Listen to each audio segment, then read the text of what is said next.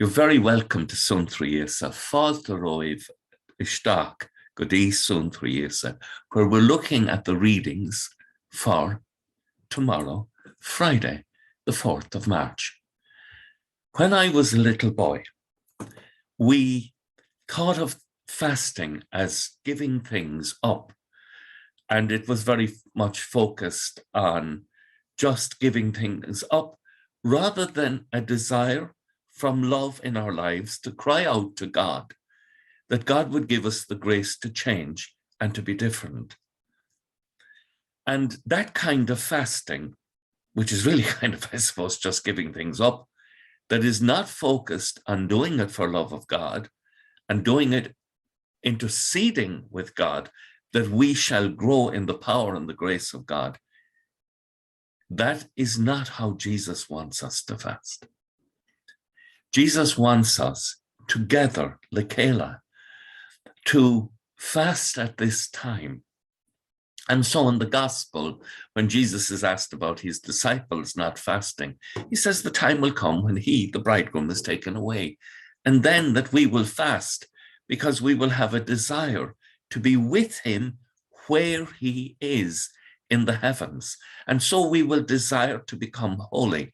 And fasting is a powerful means for us to cry out that God will gift not just Damien, but will gift the community with the gift of holiness, that we will be like God. And so when in the first reading, we're talking about what is the kind of fast that pleases the Lord. And again, it's not a fast that's focused on ourselves, but a fast that is a real concern that the community will act with justice towards those within the community, perhaps that we have wronged, held back wages from, or whatever, but have disadvantaged within our community, that our fasting will focus our love for them and our desire to lift them up from poverty, or from impoverishment, or from ignorance, that we have a desire to share with them our goods physically, emotionally, psychologically, and spiritually. And so fasting is a powerful way for us to call upon the Lord for the grace of transformation. And it is extraordinary that literally millions of Catholics throughout the world are taking this time to cry out to God in acts of prayer and fasting and almsgiving to seek the grace of transformation for the whole community. Even those who do not believe, we pray God by our fasting, Lord, bless them, enrich them, and enrich our communities with your love and the knowledge of your love.